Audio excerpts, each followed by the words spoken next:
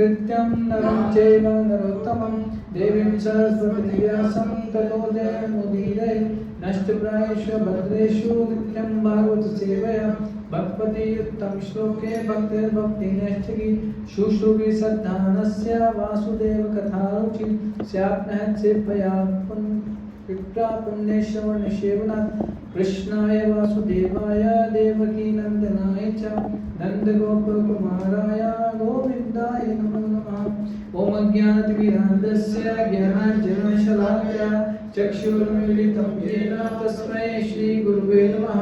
श्रीचैतन्यमनोभीष्टं स्थापितं येन भूतले स्वयं रूपा कदा मह्यं ददाति स्वपदान्तिकं वन्देऽहं श्रीगुरुं श्रीयुतापदकमलं श्रीगुरुन् वैष्णवांश्च श्रीरूपं साधुव्यातं सहगणरघुनाथान्वितं तं सजीवं साधुवैतं सावधूतं परिजनसहितं कृष्णचैतन्यदेवं श्रीराधा कृष्णपादां सहगणललिता श्रीविशाखान्वितांश्च हे कृष्ण करुणा सिंधु दीनबंधु जगत्पते गोपेश गोपिका कांत राधाकांत नमोस्तुते तप्त कांचन गौरांगी राधे वृंदावनेश्वरी विश्वानुसुते देवी प्रणमामि हरिप्रिये वाञ्छाकल्पतरुभ्यश्च कृपा सिन्धुभ्येव च पतितानां पावनेभ्यो वैष्णवेभ्यो नमो नमः।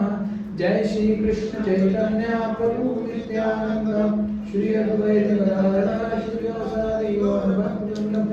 हरे कृष्णा कृष्णा कृष्णा हरे हरे हरे राम हरे हरे।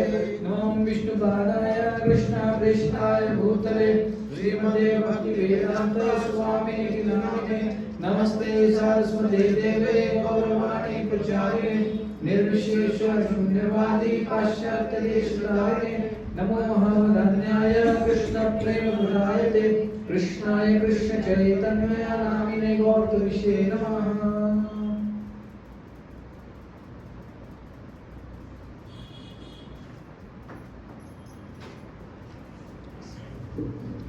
हरे कृष्णा।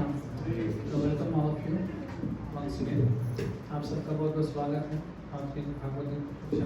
तो आज हम लोग 3 श्लोकों के ऊपर चर्चा करने का प्रयास करेंगे। श्रीमद् भागवतम स्कंद 2 अध्याय 4 श्लोक संख्या 11, 12 और 13।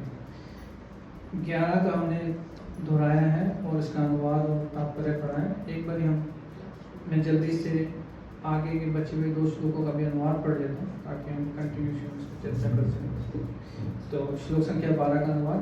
श्री सुखदेव गोस्वामी ने कहा, मैं उन पूर्ण पुरुषोत्तम भगवान को सादर नमस्कार करता हूँ जो भौतिक जगत की सृष्टि के लिए प्रकृति के 3 गुणों को स्वीकार करते हैं।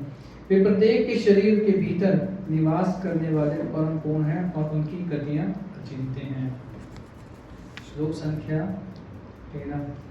मैं पुनः संपूर्ण जगत रूप तथा अध्यात्म रूप उन श्री भगवान को सादर नमस्कार करता हूँ जो पुण्य आत्मा भक्तों को समस्त संकटों से मुक्ति दिलाने वाले तथा अभक्त असुरों की नास्तिक मनोवृत्ति की वृत्ति को नष्ट करने वाले हैं।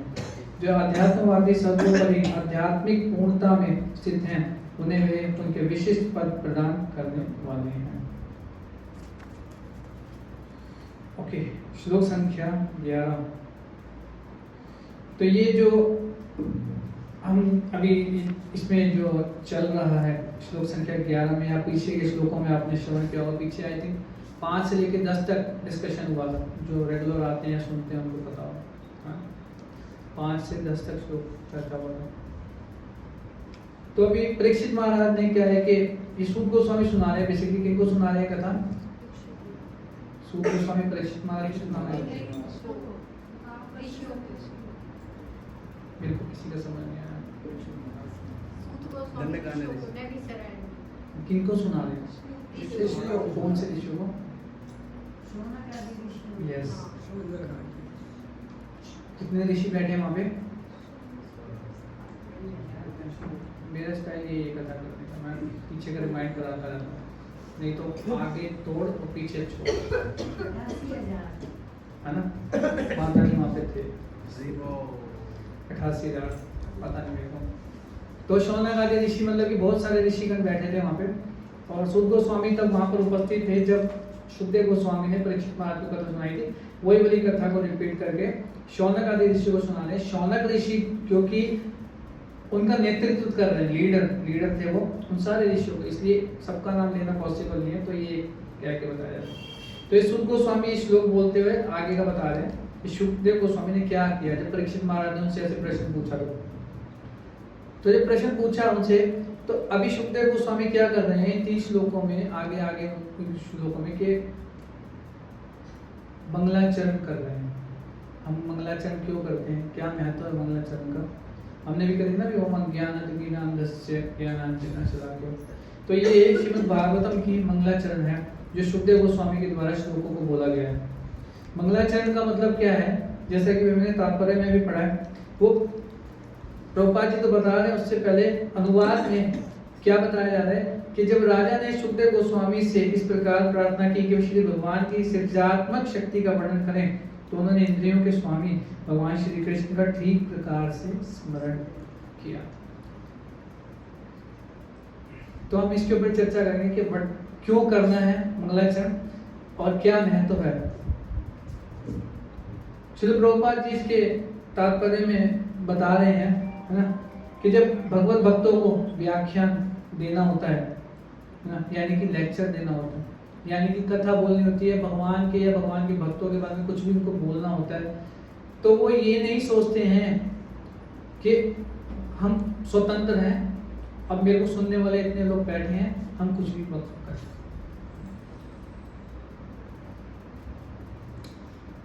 एक पॉइंट याद आ रहा है, NOI श्री उपदेशामृत के अंदर, अगर जिन्होंने दासानुदास किया है, जो धुरंधर बैठे हैं, जिन्होंने पढ़ी भी है, NOI के फर्स्ट श्लोक के अंदर वाचो वेगम श्री रूप गोस्वामी बता रहे हैं, उसके तात्पर्य के अंदर प्रभुपाद जी बता रहे हैं कि एक मेंढक का उदाहरण दे रहे हैं वाचो वेगम के ऊपर, कि हर कोई व्यक्ति इस संसार में बोलना चाहता है, सुनना कोई नहीं चाहता। हमारे को भगवान ने हर इंसान को एक मुंह और कान, मतलब क्या है इसका, और हाँ अच्छा, इसको थोड़ा सा और क्वेश्चन क्लियर करते हैं।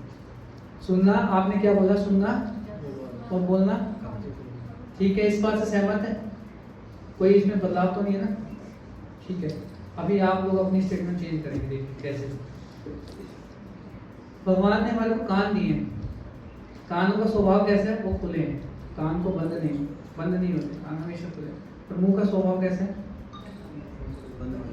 है, स्वाभाविक कैसा है, ऐसे रहता है, इसका मुंह बंद रहता है, खोलने के लिए या तो बोलने के लिए इसको खोला जाता है।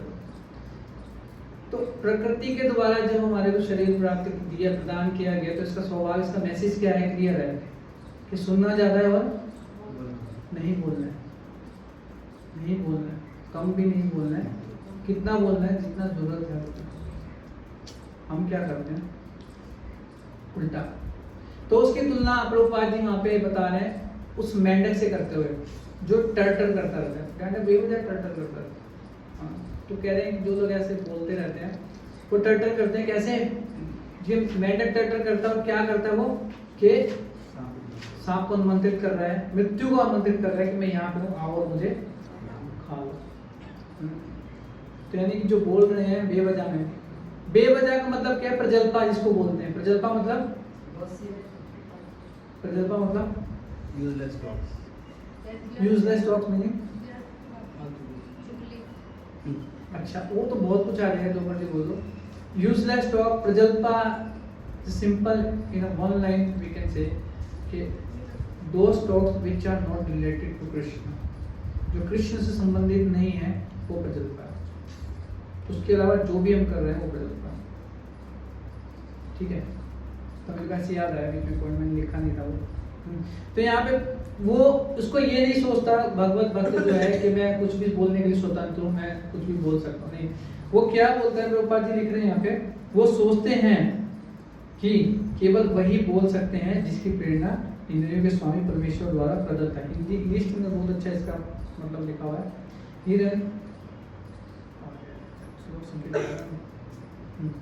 हिंदी में थोड़ी सी ना उसकी ट्रांसलेशन उसकी अच्छी नहीं है ना। तो इसमें प्रभुपाद जी लिख रहे हैं, they think that they can speak only whatever are induced to speak by the supreme lord, the master of senses. इंद्रियों के स्वामी भगवान का एक नाम है ऋषिकेश। अतः श्री कृष्ण नाम आदि ना भवेत ग्राह्यम इंद्रिय। आगे सेवन मुखे ही जीवालो स्वयं एव स्फुरत अगर। भक्ति रसामृत सिंधु श्रील रूप गोस्वामी जी लिख रहे हैं कि भगवान की सेवा की शुरुआत होती कैसे है। ये इस पे हम चर्चा करेंगे। थोड़ा मैं और गहराई में जा रहा हूँ, थोड़ी क्लास लंबी हो जाए तो क्षमा कर देना पहले से, क्योंकि अभी तो हमने शुरू भी नहीं किया टॉपिक। भगवान क्या बता रहा है, बोल रहा सेवा की शुरुआत कैसे होती है। तो श्री रूप गोस्वामी पाद बता रहे हैं इसके अंदर के सेवन मुखे मुखे सेवन मुखे ही जीवा लो, जीवा से शुरू होती है। तो जीवा से हम दो कार्य करते हैं, क्या क्या और बुराई तो करते हैं, वो भी तो इसमें आता है।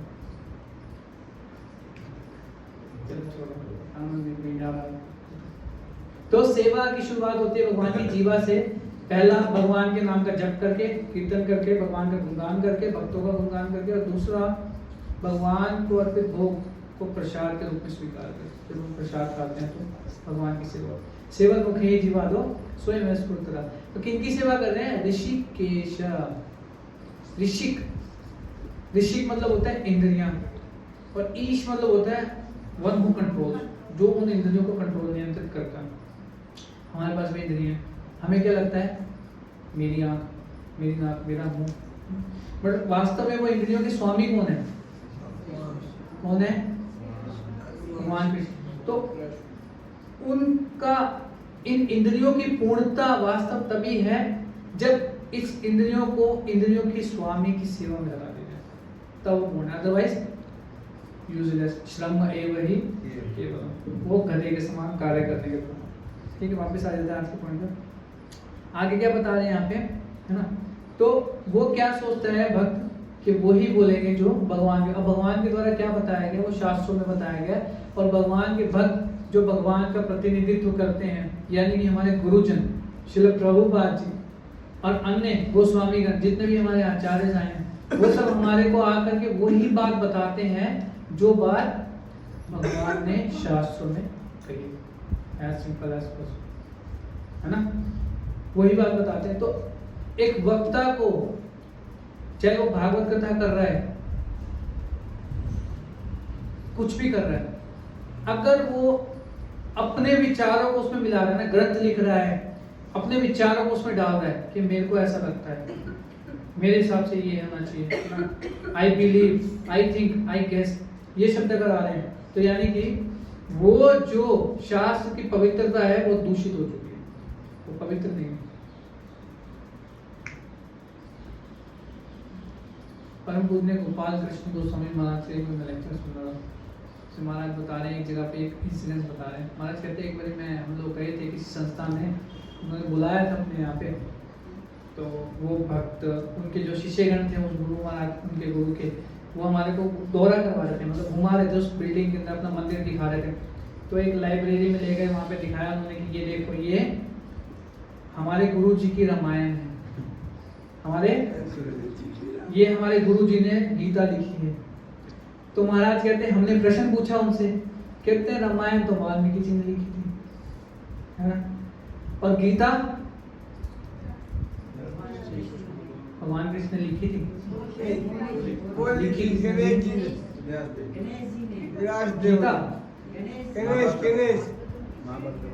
तो भागवतम बोला था, कंफ्यूज है, क्या सुनते हैं आप? ठीक है, चलो बाद में चर्चा करेंगे।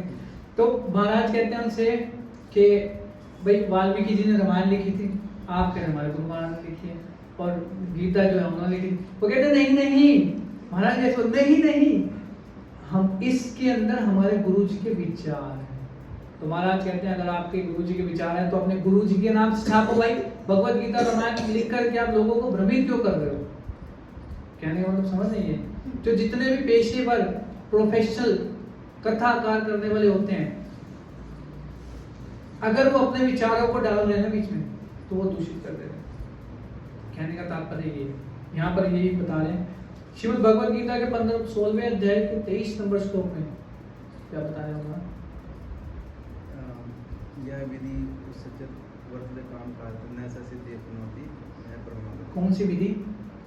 शास्त्र विधि। यह शास्त्र विधि मुत्सृज्य वर्तते काम कारक। इसमें बोल रहे थे कि वो सोचता है ये मैं स्वतंत्र हूँ। प्रभुपाद जी लिख रहे हैं कि मैं स्वतंत्र हूँ, ऐसा नहीं सोचता है। अगर कोई ऐसा सोचता है कि मैं स्वतंत्र हूँ, मैं अपनी मर्जी से कार्य करूंगा, कमाऊंगा, खाऊंगा, खाऊंगा, पीऊंगा, ऐश करूंगा अपने हिसाब से, it's my life my rules, मेरा जीवन अपने हिसाब से जीना। Nobody is independent. संसार में कोई भी स्वतंत्र नहीं है। क्यों स्वतंत्र नहीं है? कोई प्रश्न पूछ सकता है, आप लोगों के मन में प्रश्न आ रहा होगा, क्यों स्वतंत्र नहीं है कोई? क्यों स्वतंत्र नहीं है हम इस संसार में कोई भी?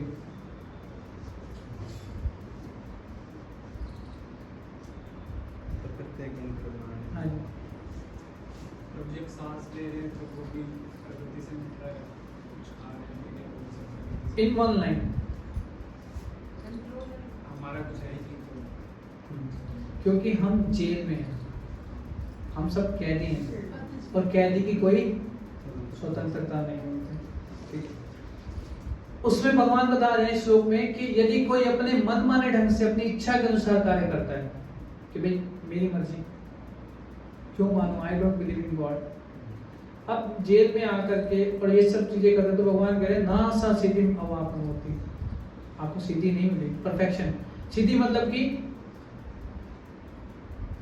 इस किसी भी कार्य में आपको सफलता नहीं मिलेगी। ना सा सिद्धि अवापन होती, ना सुखम, सुखम भी, सुख भी नहीं मिलेगा आपको, और ना पराम गति। फिर वो तो भूल ही जाओगे, आप भगवत धाम जाओगे, मुक्त हो गए, ऐसे तो पॉसिबल नहीं है ना। तो वही चीज यहाँ पर बता रहे हैं। आगे श्रील प्रभुपाद जी क्या लिख रहे हैं कि हमारे जो इंद्रिय है सारे के सारे इंस्ट्रूमेंट्स हैं। थोड़ा सा चलते हैं, देखो इंस्ट्रूमेंट्स हैं, आंख, नाक, कान जितने भी हैं, है ना, और ये सब हमारे को कुछ एक पर्टिकुलर कार्य करने के लिए मिला है। लेकिन भगवत गीता के 15:15 में भगवान कृष्ण बोलते हैं सर्वस्य जाम हृदय सन्निविष्टो मत्तः स्मृतिर ज्ञान अपोहनम्। मतलब सब जीव के हृदय में परमात्मा रूप में मैं बैठा हूँ, मैं ही याद कराता हूँ, मैं भुला देता हूँ। अपोहनम् मत्तः, मति देता हूँ, स्मृति इंटेलिजेंस, ज्ञान नॉलेज, अपोहनम् विस्मृति। तो यहाँ पर इस प्रकार से बता रहे हैं, तो कह रहे हैं कि no one is free to act freely और इंडिपेंडेंटली। कोई भी स्वतंत्र है नहीं एक्चुअली काम करने के लिए। तो इसीलिए स्वतंत्र नहीं है। तो जो हमारे मालिक हैं, स्वतंत्र नहीं मतलब कि हम किसी के पालतू हैं, हम किसी के अंडर में हैं, किसी के संरक्षण में है ना। तो जिनके संरक्षण में है उस अपने मालिक से, मास्टर से हमारे को परमिशन लेना चाहिए कोई भी कार्य करने से। अगर नहीं लेंगे तो कोई कह सकते क्या जरूरत है, नहीं लेते, सिद्धि तो बहुत बात की बात है। और क्या होगा, पाप के भागी बनेंगे, क्योंकि ये बगावत है। ऑलरेडी हम लोग जितने भी जीवात्मा इस संसार में, हम लोग भगवान से विद्रोह करके आए हैं इस संसार में, इसलिए हमारे को हमें फेंका गया। विद्रोह, फाइट, भगवान से झगड़ा करके आए कि why only Krishna will enjoy. हमारे मन में ये भाव आ गया। इस पर बहुत डिस्कशन हुआ, पीछे प्रभु जी आए थे, बहुत लंबा डिस्कशन हुआ। आवानेश्वर हो जानते हैं, जिन्होंने कॉस्मोलॉजी के ऊपर वो लिखा। तो वो क्या बता, तो कहने का मतलब ये परमिशन लेना जरूरी है, उनकी सेवा में लगाना जरूरी है। परमिशन नहीं लेंगे तो पाप के भागी होंगे, हम लोग अपराधी हैं, अपराधी रहेंगे, और हमारे को कष्ट उठाना पड़ेगा संसार में, है ना। और यदि परमिशन लेंगे तो क्या होगा, भगवान प्रसन्न हो जाएंगे, हमारे को आशीर्वाद देंगे, भगवान कृपा करेंगे हमारे ऊपर, है ना। और क्या होगा फायदा कि 4 प्रकार के जो डिफेक्ट हर मनुष्य में पाए जाते हैं, 4 प्रकार के डिफेक्ट हैं, उसके सिद्धांतों से हम लोग बच जाएंगे। कौन कौन से डिफेक्ट है, एक एक हाथ खड़ा करके बताना। ओके,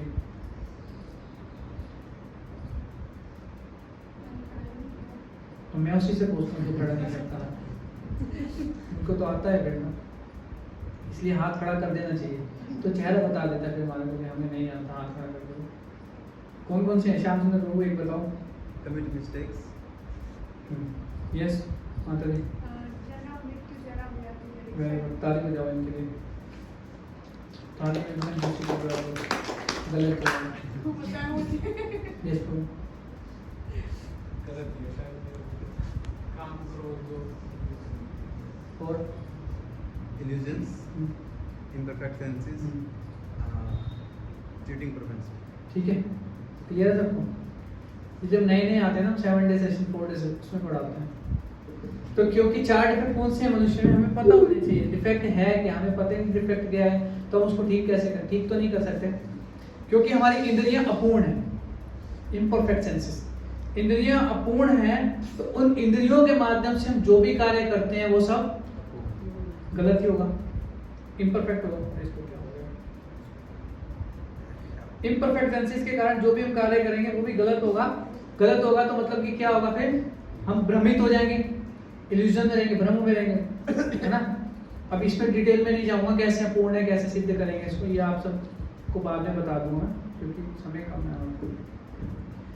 और फिर क्या था, भ्रमित हो जाएंगे। अब उन गलतियां करेंगे उसको कवर करने के लिए, Cheating.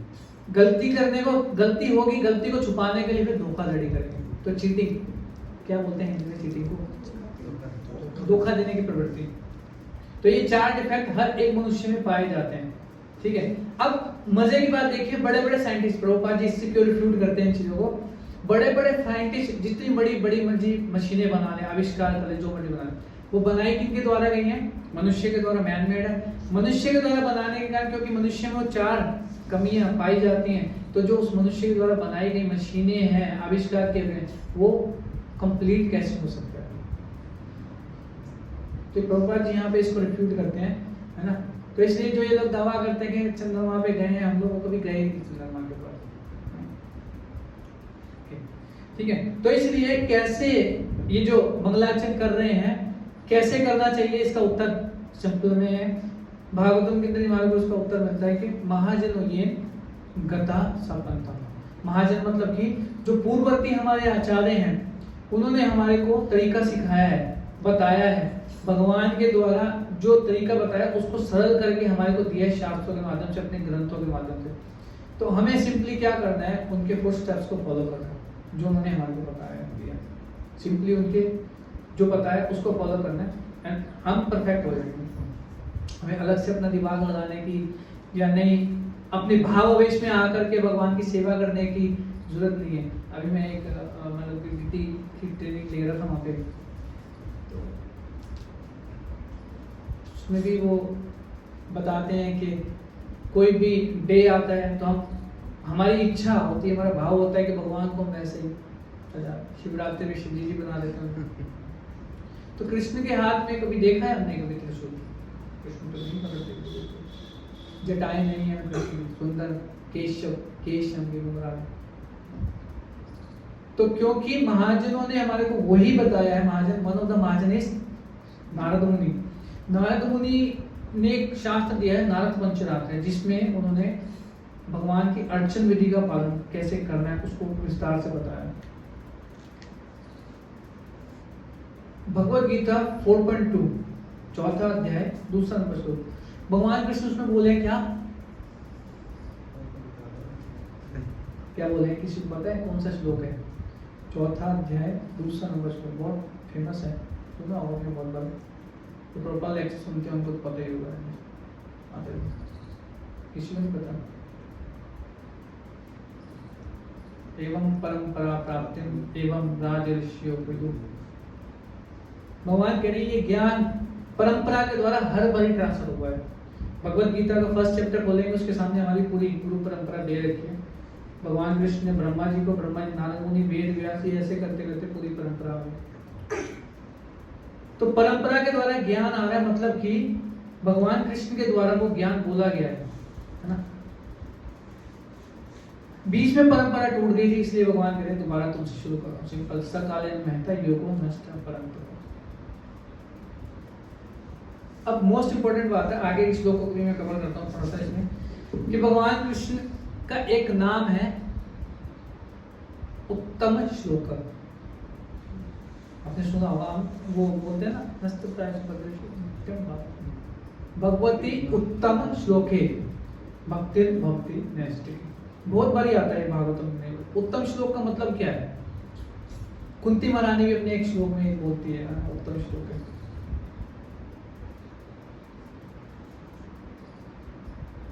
उत्तम श्लोक का अर्थ क्या होता है कि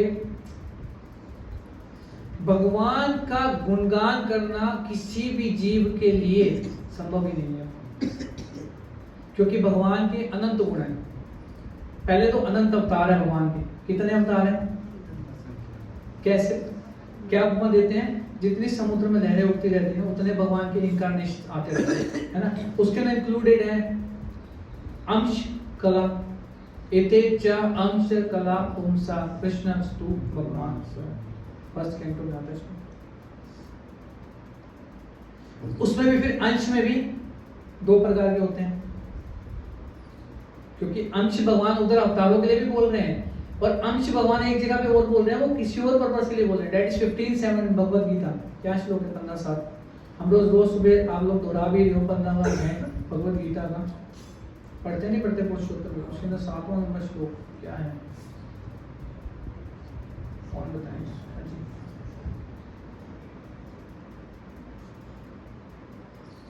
किसी को नहीं पता? पढ़ रहे हैं, रोज नहीं पढ़, पुरुषोत्तम में पढ़ रहे हैं। आज ध्यान से पढ़ना 7 नंबर श्लोक जाकर भी। हाँ जी। दुआ में ममे वांशो जीवलोके जीवभूत सनातन। इसको कहते हैं लकी का पति। अच्छी बात है, याद होना चाहिए श्लोक। भगवान यहाँ पे भी अंश बोल रहे हैं, अंश। तो वहां पे भी अंश बोल रहे हैं। वो भगवान का मतलब है अंश दो प्रकार के होते हैं। पहला होता है स्वांश, यानी कि भगवान का ही जो विस्तार होते हैं, और दूसरा होता है विभिन्न अंश, यानी कि हम लोग जो जीवात्मा हैं। ठीक है, थोड़ा सा ज्यादा टेक्निकल हो गया। मैं क्या बता रहा हूँ, भूल गया, क्यों गया था मेरा? उत्तम श्लोक है, थैंक यू। उत्तम श्लोक। तो भगवान का गुणगान करने के लिए कोई भी जीव समर्थ नहीं है, क्योंकि भगवान की शक्तियां बहुत अनंत शक्ति हैं, अनंत रूप है, अनंत शक्ति है। अनंत शक्ति में भी भगवान की शक्तियों को फिर आचार्य ने हमारे पे कृपा करी। उन्होंने उन शक्तियों को 3 कैटेगरीज में बांटा है। कौन कौन सी कैटेगरीज हैं? ये दास अनुदास वाले जो कर चुके हैं वो तो एटलीस्ट बता ही सकते हैं। सरल सरल क्वेश्चन पूछ रहा हूँ। हाँ, बोलो। तटस्थ शक्ति वाली बात नहीं, वो अलग है। संदनी, आराधनी, हाँ, संबित। हाँ, संबित, संदिनी और हल्लादिनी, ये कैटेगरीज हैं 3 शक्तियों की। फिर इनके अंदर और आती है वो, दैट इज अंतरंगा, बहिरंगा और तटस्थ। ठीक है, तो ये पता होना चाहिए हमारे को, हमें जिनके बारे में जानना है। भागवतम इसलिए तो बोला 18,000 श्लोक तो बोला है। संबित, संदिनी और हल्लादिनी शक्ति स्मान। क्या बताता हूँ, भगवान की अनंत शक्तियां हैं, और वो शक्तियां, मजे की बात क्या है, वो बढ़ती रहती हैं, वो बढ़ती रहती हैं हमेशा। भगवान को भी नहीं पता उनकी कितनी शक्तियां हैं, भगवान भी नहीं जानते। क्यों नहीं जानते? क्योंकि भगवान नहीं जानते, इसलिए तो भगवान फिर चैतन्य महाप्रभु का रूप लेकर के आते हैं। वो कृष्ण आ रहे हैं क्योंकि वो आस्वादन करना चाहते हैं, क्योंकि भगवान को नहीं पता कि क्या क्या आनंद आ रहा है उनको। मेरी सेवा करके मेरे से ज्यादा खुश हो रही है व्यक्ति। एक आपने कई बार सुना होगा अनंत शेष, जो कि बलराम जी का विस्तार है, संकर्षण है ना। अनंत शेष, अनंत शेष से मुख कितने हैं?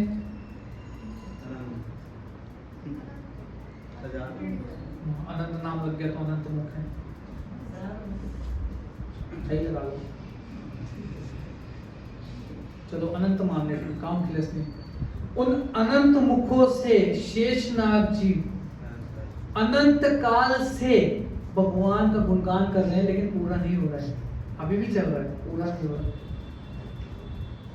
तो ये भगवान के गुणों की महिमा है ना। तो कहते हैं कि जब भगवान के नाम का जप करने लगते हैं ना हम लोग, है ना, हरे कृष्ण कृष्ण कृष्ण हरे हरे, हरे राम राम राम हरे हरे। मैं इसलिए रुक रुक के बोल रहा हूँ क्योंकि मैं कुछ प्रिपेयर करके नहीं आया हूँ। मैं जो जो आ रहा मेरे को कनेक्शन दिया मैं बोल रहा हूँ। भगवान क्या बता रहे हैं? हाँ, भगवान का जब नाम का हम जप करने लगते हैं जैसे नाम सुना होगा, ये कई बार ये बोला आपने लाइन, नाम, गुण, रूप, लीला, हाँ धाम, परिकर, है ना, अवतार, ये सब सुना होगा।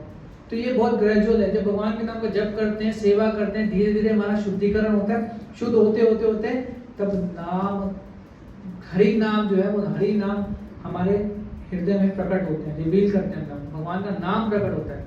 वो अलग स्टेजेस हैं 3 भगवान के नाम के, ना, अपराध, आभास और शुद्ध नाम। भगवान का नाम रिवील होता है, फिर भगवान का नाम गुण, फिर भगवान के गुण हमारे को प्रकट होने लगते हैं। ये धीरे धीरे ग्रेजुअल प्रोसेस है। जो वो है ना, आपने सुना होगा वो आदो श्रद्धा, साधु संग, भजन क्रिया, अनंत निष्ठा, रुचि, आसक्ति, भाव, तो ये उसके साथ साथ चलता है पैरेलल। गुण, फिर भगवान का रूप। रूप कैसे रिवील होता है? आपने सुना होगा वो ध्रुव महाराज तपस्या कर रहे थे, उनके हृदय में कृष्णिगर का दर्शन वो कर पा रहे थे। जैसे योगी जन ध्यान लगाते हैं ना, तो वो भगवान का स्वरूप अपने हृदय में दर्शन कर रहे होते हैं। ऐसे जैसे सामने देख रहे हैं वैसे दर्शन हो रहा होता है, क्योंकि इतना उनका लेवल हो जाता है। संगता सदैव हृदयेषु विलोकयन्ति, ब्रह्म संहिता में ब्रह्मा जी बोल रहे, साधु संत भगवान कृष्ण के श्याम सुंदर रूप का हमेशा अपने हृदय में दर्शन करते हैं। यम श्याम सुंदर चिंते गुणा स्वरूपों गोविंदमादि पुरुषोत्तम। तो भगवान के अनंत रूप है, अनंत गुण है। तो वो ये सब क्यों बताया जा रहा है, इतना डिटेल में हमें क्यों ले गया है आपको? इसका उद्देश्य केवल मात्र इतना ही है बताने का कि भैया ये सब रिवील तभी होगा, हम भगवान का गुण, नाम, ये सब तभी महसूस कर पाएंगे जब आचार्यों के द्वारा बताए गए विधि का हम पालन करेंगे अपने जीवन में। अदरवाइज अपने मन से अगर हम करेंगे ना, मेरे को ये अच्छा लगता है, मैं ये क्यों करूँ, ये क्यों करना है, क्या है, आपको नहीं समझ आ रहा तो भी आप फॉलो करो उसको, वो दवाई अंदर जाके अपना काम करेगी। आचार्यों के द्वारा बताया गया ना, उसको फॉलो करना है ना। और भगवान की कृपा के बिना कोई भगवान के गुणों का वर्णन कर नहीं सकता। ऐसे कैसे हम करना चाहते हैं, नहीं कर सकते। आप उदाहरण ले लो, देखो किसी का बर्थडे होता है, भक्त का जन्मदिन मनाते हैं, हैप्पी कृष्ण कॉन्सर्ट बर्थडे, माता जी को बड़ा मजा आता है। तो उसके बाद में एक विशेष रूप से प्रभुपाद जी के द्वारा हमारे को दिया गया भक्तों का गुणगान करने, व्यास पूजा होती है महाराजास की, महाराज लोगों की, तो उनका भी गुणगान कितना कितना दिन चलता है ना, खंड खंडों क्यों चलता है? क्या भगवान के गुणगान से ज्यादा भगवान प्रसन्न होते हैं जब उनके भक्तों का गुणगान होता है। और भगवान के गुणगान से ज्यादा जल्दी और तीव्रता से शुद्ध करने वाला है भक्तों का गुणगान। पहला, जब जन्मदिन मनाते हैं भक्तों का गुणगान करने के लिए रखा जाता है, हमें याद ही नहीं आता क्या चुप रहे होते हैं पीछे, कुछ समझ नहीं आता, 2 शब्द बोल के पता है ना, होता ही होता है ऐसा, आप सबका अनुभव होगा। कुछ कुछ बोल देते हैं, कभी कुछ भी बोल देते हैं, रिलेवेंट भी नहीं होता। कई बार तो वो भक्त सोच रहा ये तो मैंने किया, मैं तो ऐसा होता है ना, और फिर बाद में लड़ते भी, तूने ये क्यों बोला। अब इसको थोड़ा सा रिवर्स करते हैं, उल्टा करते हैं इसको। जो पीछे से 2 बेस्ट फ्रेंड मिलते हैं, पीछे से आप एकांत में, और जब शुरू होती है चर्चा, पर दोष कीर्तन, जब पर दोष कीर्तन शुरू होता है, समझ रहे हैं? पर दोष कीर्तन का मतलब सरल भाषा में निंदा, चुगली होती है, जब शुरू होती है, उसके अंदर हमारे 10 मुख हो जाएं तो भी वो कम पड़ता है हमारे को। बेटा होता नहीं होता ऐसे, ये भी हमारा अनुभव होगा, सबका है, मेरा भी अनुभव है। चैतन्य महाप्रभु जब किसी भक्त का गुणगान करते थे ना, तो ऐसा वर्णन आता है चैतन्य चरितामृत के, 5 मुखों से वो भक्तों का गुणगान करते, 5 मुखों से। मुख एक ही है, लेकिन इतना कंटिन्यू फ्लो में बोल रहे हैं कि ऐसा लग रहा है कि 5 मुख हो गए चैतन्य महाप्रभु को, और वैसा कंटिन्यू गुणगान बोल रहे हैं। तो होना वास्तव में ये चाहिए। अब गुणगान हमारे को याद क्यों नहीं आता है? क्योंकि हमने पहले तो संबंध नहीं बनाया है भक्तों के साथ, बना भी है तो हमने बहुत चीपली लिया है। एक बार एक महाराज बता रहे थे, मैंने भी सुना एक बार, हम लोग कैंप में गए थे, तो सरल भाषा में यही है कि जितने भी भक्त हम साथ में रह करके सेवा कर रहे हैं, भक्ति कर रहे हैं, कोई भी साधारण नहीं।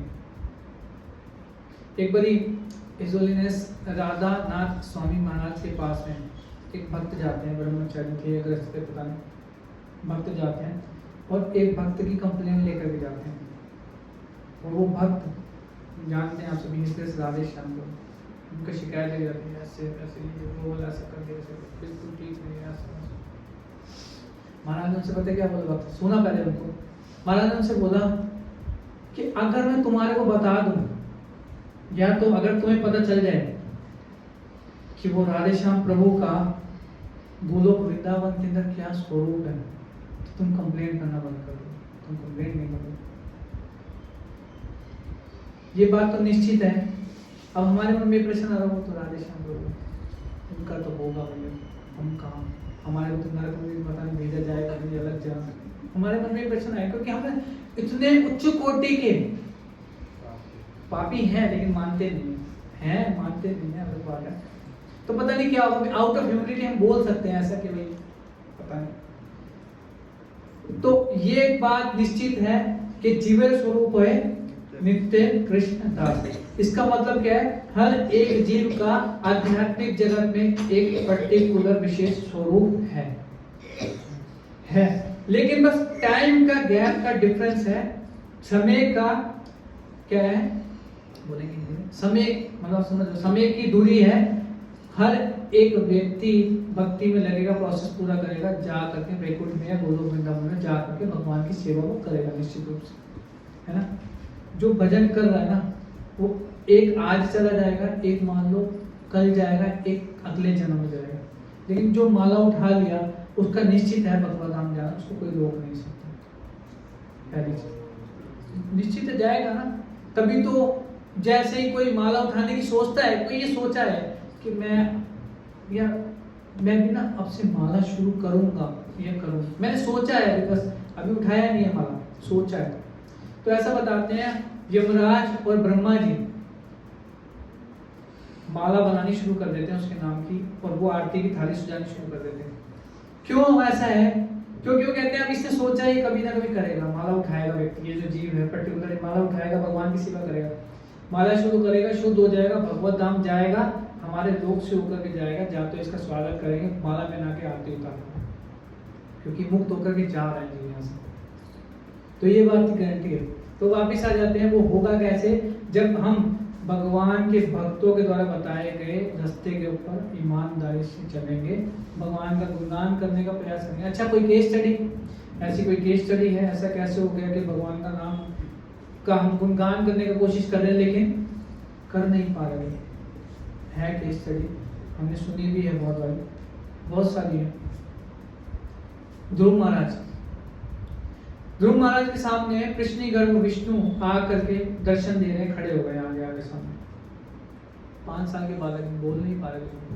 अच्छा, कोई कह सकता है कि वो तो 5 साल के थे, कैसे बोलते प्रभु जी, कैसी बातें करूं, 5 साल का बालक है, कैसे बोलेगा, भगवान का क्या ही गुणगान करेगा। उन्होंने तो कुछ सुना भी नहीं, कोई कथा नहीं करी थी, कोई भागवत क्लास अटेंड नहीं करी थी, कैसे सुनेगा? आ रहा है आप लोगों को मैंने प्रश्न?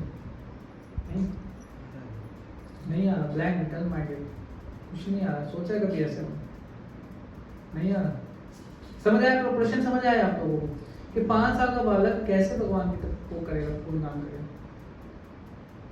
तो इसका उत्तर यही है कि भाई जो 5 साल का बालक भगवान के लिए इतनी कठोर तपस्या कर सकता है और भगवान का दर्शन अपने हृदय में प्राप्त कर सकता है, और इतनी तपस्या भीषण करके कि अपने सामने भगवान को आने के लिए मजबूर कर दे, तो गुणगान नहीं कर सकता। दूसरा कारण गुणगान करने का कि नारद मुनि के द्वारा वो एम्पावर्ड है, नारद मुनि के द्वारा दीक्षित है वो। तो नारद मुनि कोई साधारण व्यक्ति है, महाजन है, भगवान के शुद्ध भक्त हैं, जब उन्होंने कृपा कर दी तो वो गुणगान नहीं कर सकते, कर सकते हैं लेकिन फिर भी नहीं करना। लेकिन बाद में किया भी, कैसे किया कि भगवान ने जब देख लिया कि इसकी इच्छा है, ये कुछ बोलना चाहता है गुणगान को, तब भगवान ने अपना 5 जन्य शंख जो है उनके मस्तक पर स्पर्श कराया था। उन्होंने ऐसे श्लोक पढ़ लेना जाकर, क्या उन्होंने गुणगान किया? वही 5 साल का बालक है जो कर नहीं पा रहा था, और वो कैसे कर लिया फिर वो 5 साल का ही है वो भी तब भी। तो बात ये समझने की कि 5 साल का बालक भी कर सकता है वो चीज, वो अवस्था को हम भी इसी क्षण प्राप्त कर सकते हैं। हम ये सोचते हैं भक्ति, प्रभु जी शुद्ध भक्ति, शुद्ध नाम, भगवान का दर्शन करना, सेवा करना, ये तो कैसे, ये तो किताबी बातें लगती हैं हमारे को, है ना, प्रैक्टिकल नहीं लगता है। कभी कभी होता है ना, कैसे हो गए, बहुत मुश्किल है, हो सकता है। प्रभुपाद जी से पूछा था एक बार एक रिपोर्टर ने या भक्त ने पूछा था कि कितना समय लगेगा, कितना समय लगेगा, क्या पूछा था प्रभुपाद जी ने, पता है किसी को? One movement, not minute. पलक की झपकने। नहीं, वो भी ज्यादा बोल गया, एक क्षण कम होता है वो, समझ रहे? तो क्यों ऐसा बोला प्रभुपाद जी? अच्छा, प्रभुपाद जी ऐसी मतलब खुश करने के लिए बोल दिया, वो जो जनता बैठी थी उनको ऐसे खुश करने के लिए बोल दिया? प्रैक्टिकल है, प्रैक्टिकल है। अगर हम ईमानदारी से प्रोसेस को फॉलो करेंगे, प्रोसेस में कोई कमी नहीं है, भगवान के अंदर कोई कमी नहीं है, और भक्तों के द्वारा जो बताया गया, श्री प्रभुपाद जी के द्वारा बताया गया जो प्रोसेस है, उसमें भी कोई, हरि नाम में कोई कमी नहीं है। कमी किसमें है? हमें पता है, देखो हमारे अंदर कमी है, और कहीं ना कहीं हम लोग बेईमानी करते हैं प्रोसेस को फॉलो करने में, है ना। थोड़ा सा हमारे जानने वाले आ रहे हैं आज, कभी कभार तो बाहर खा सकते हैं, हर बार भूख लगा के खाने की क्या आवश्यकता है। आज ज्यादा काम हो गया, बिजी हो गए, कभी कभार माला छोड़ी भी जा सकती है, कल कर लेंगे। थोड़ा सा बस हम कंफर्ट जोन में चले जाते हैं, बस वहीं गड़बड़, माया प्रवेश कर जाते हैं। तो जब उस प्रोसेस को हम ढंग से फॉलो करेंगे, कुछ रह गया पॉइंट का, तब ये बात होगी। हाँ, अब मेन बात क्या आती है, लास्ट एक इम्पोर्टेंट पॉइंट है, वो लेकर के फिर हम स्टॉप करेंगे बस, है ना। मैंने इसमें कोशिश की है कि सबको कवर करने की, आप बाकी पढ़ लीजिएगा, इसको जा करके घर से पढ़ सकते हैं।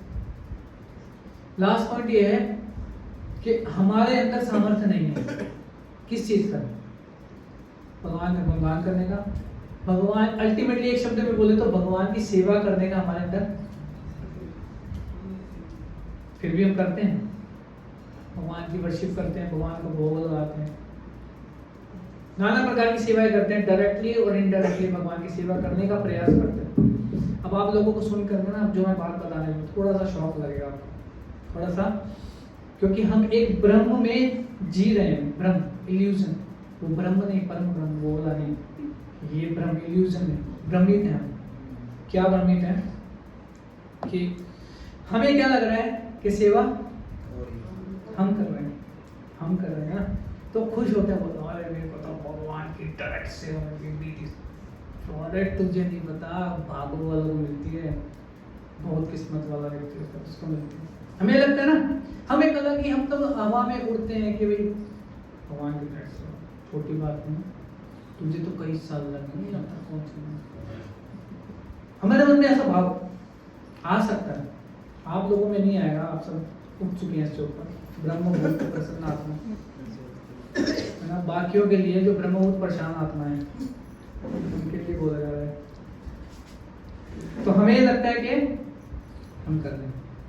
जब मैं अभी ट्रेनिंग ले रहा था तो उसके अंदर उन्होंने कुछ मंत्र सिखाए नहीं, तो मेरा भी एक ब्रह्म दूर हुआ, तो मेरे को एक बात क्लिक करी वहाँ पे, उन्होंने मेरे को बोला था, तो मैंने थोड़ा सा देखा, मैंने कहा कि लेना चाहिए पॉइंट, हमें पता होना चाहिए, क्योंकि कल को कब आप जा करके ड्यूटी पता नहीं होगी भी नहीं होगी आपकी, क्योंकि वो अंदर पुजारी की वो थी, तो उसमें मेरे को ये पता लगी बात, उसमें एक मंत्र आता है, जब भगवान को भोग लगाने लगते हैं ना, मतलब ऐसे नहीं लगता भोग जैसे हम लगाते, अलग तरीका है वहाँ पे लगाने का, तो ये वाला तरीका नहीं चलता वहाँ पे। अब होगा हमें तो गलत होता है, वे भी याद होगा हमें तो गलत, हम गलत कर रहे हैं, ये भी ठीक है, आप लोग भी जो पुजारी लगाते हैं अंदर वो अलग तरीके से लगता है भगवान। तो उसके अंदर क्या होता है, मतलब कि ना उसका प्रोसेस ये होता है कि इनवाइट करते हैं पहले एक डीटीज को, मूल मंत्र बोल के, वो प्रो प्रोसेस है, और गुरुजन को भी इनवाइट करते हैं पहले कि आप आइए। अब होता क्या है प्रोसेस में, ब्रह्म क्या है हमारा कि हम कर रहे हैं, जब गुरु महाराज को अपने इनवाइट किया जाता है ना वहां पर वेदी के ऊपर मंत्र के माध्यम से, उन गुरु के बिहाफ के ऊपर हम उनको असिस्ट करते हैं अपने गुरु को सेवा करने में। सेवा कर कौन रहा है वास्तव में? गुरु जी। गुरु कर रहे हैं, वास्तव हम नहीं कर रहे हैं। आपने देखा होगा कभी कभी परम पूज्य गोपाल कृष्ण गोस्वामी महाराज को या अन्य, हम उनका ही उदाहरण ज्यादा है क्योंकि वही ज्यादा है। ऑल्टर के अंदर महाराज सेवा कर रहे हैं और साथ में एक ब्रह्मचारी या डिवोटी खड़ा होकर के उनको असिस्ट कर रहा है, सामान पकड़ाने। कभी किसी ने देखा हो ऐसा, या वीडियो में या लाइव देखा, हमने तो बहुत देखा ऐसा, क्योंकि महाराज जाते थे तो कोई ना कोई उनके साथ में रहते थे पुजारी, एक्स्ट्रा असिस्ट करने में। तो वहां से मेरे माइंड में एक क्लिक करी बात कि वाकई में सेवा तो गुरु करते हैं। आपने सोचा होगा क्यों? क्योंकि हम जब मंत्र बोलते हैं या जब हम भोग लगाते हैं भगवान को, तो सबसे पहले मैं गुरु का प्रणाम करूँ। क्यों? We are not capable of गुरु। जो हाथ खड़ा किया है या टिके हम पहले गुरु को बुलाते हैं, फिर वो गुरु भगवान को बुलाते हैं, मतलब प्रणाम करते हैं, फिर वो- क्यों? क्वेश्चन तो यही है, क्यों करते हैं? तो जो भोग लगता है ना, फिर वो गुरु भगवान को भोग लगाते हैं। ओके, गुरु भगवान को भोग लगा, ठीक है। ओके, और कोई? हमारा डायरेक्ट नहीं जा सकते, हम लोगों के अंदर कहाँ जाना है आपको? अरे मतलब इस सेवा के लिए वही करते हैं आप लोग। क्योंकि वो अपनी लीला वगैरह में बिजी होंगे।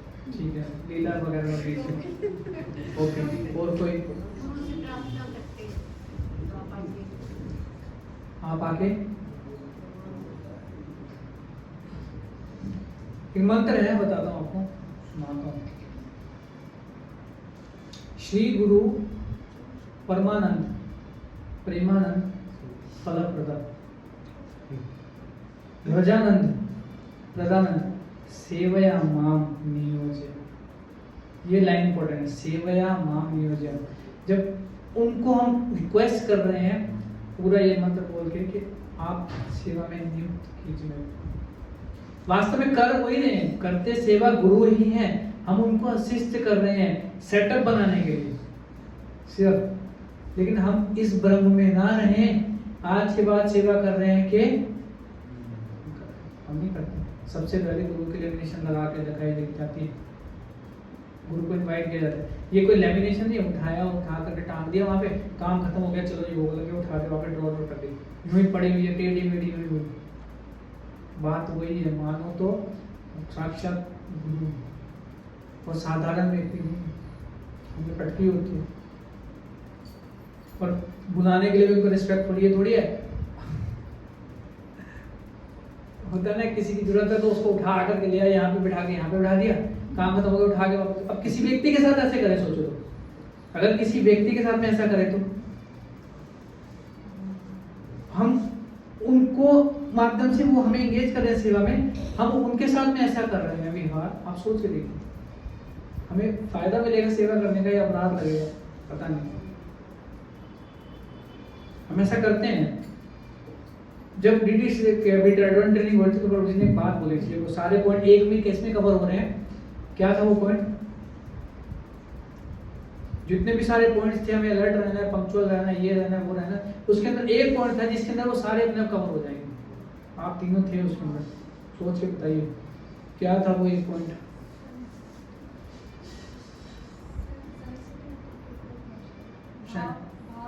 हाँ, भाव भी उसमें ही कवर हो जाएगा। वो एक पॉइंट था ऐसा, नोट्स बनाए होंगे अगर आपने लिखा होगा, ध्यान से सुना होगा तो वही मोस्ट इम्पोर्टेंट है। चलिए मैं बता देता हूँ। इसलिए वो एक पॉइंट यही है कि प्रतिमा नहीं तुम्हें साक्षात ब्रजेंद्र बन, स्वयं कृष्ण खड़े, मूर्ति नहीं खड़ी।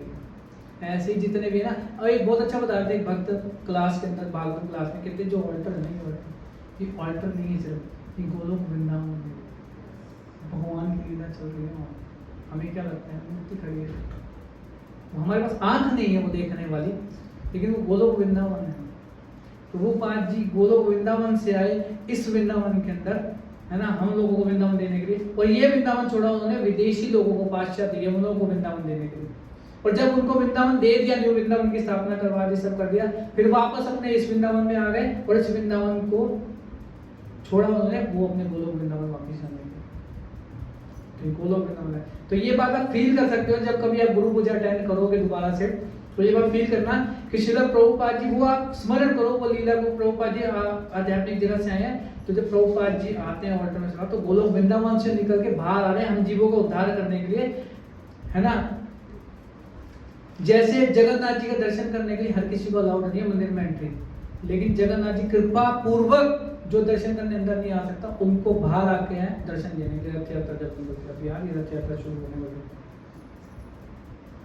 ऐसे ही प्रभुपाद जी भी आते हैं। तो शुद्ध भक्त है ना भगवान के, प्रभुपाद जी ने भी। प्रभुपाद जी कोई बता रहे थे लेक्चर में, कहते हैं कि मैं इस संसार में, भौतिक संसार में आना नहीं चाहता था, कृष्ण ने जबरदस्ती मुझे भेजा।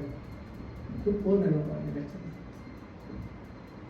तो हम रिलेट कर सकते हैं, जैसे हमें ये बताया गया था कि भाई हम जब दास अनुदास कर रहे थे, ये रिमाइंड करा रहा हूँ आपको, क्लास तो ऑलमोस्ट हो गई है, मेरे पॉइंट सारे कवर हो गए, बस एक बार कंक्लूड कर दूंगा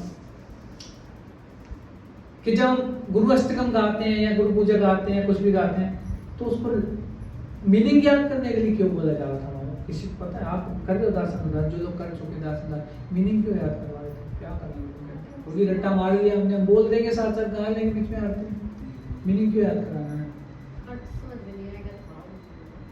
हाथ खड़ा किया उन्होंने। जब तक मीनिंग समझ में नहीं आएगा, उसको भाव में निकलते रहेंगे, उस भाव से भी हम सर्व नहीं कर सकते, हम भी फॉर्मेलिटी कर रहे होते हैं। हाँ, उसको कहते हैं लिप सर्विस, केवल मुंह से बोलेंगे, हम मेडिटेट नहीं कर पाएंगे कि क्या हो रहा है, साक्षात लिप सर्विस मतलब कि जैसे तोते की गर्दन दबा दे, पहले बार कृष्ण कीर्तन कर रहे हैं, गर्दन में काम करेगा, तो भाव नहीं तोते, लिप सर्विस।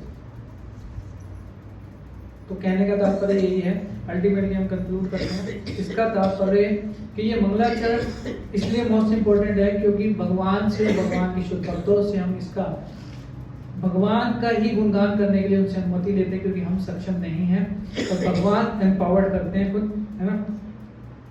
एक और श्लोक बीच में भूल गया हमारा, चलो, है ना। और अपने मनमाने ढंग से हमारे को नहीं करना चाहिए, व्यावसायिकली नहीं करना चाहिए। जो प्रोसेस हमारे को आचार्य के द्वारा दिया गया है उसको ही हमें प्रयास करना चाहिए पूरा करने का, है ना।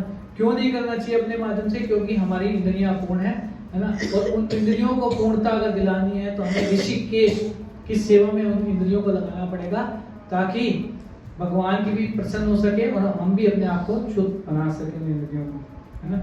और ये परंपरा के द्वारा हमारे को ज्ञान प्राप्त हुआ है, भगवान ने खुद अपने आचरण से सिखाया ये बात, परंपरा प्राप्ति है ना। भगवान ने भी गुरु बनाए थे, क्यों? यज्ञ आचरति श्रेष्ठा, जैसा आचरण श्रेष्ठ कुछ करते हैं साधारण लोग उसका अनुसरण करते हैं।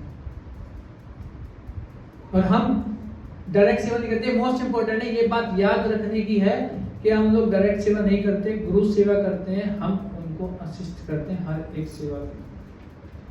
तो कभी भी गर्वित मत होइएगा आगे से।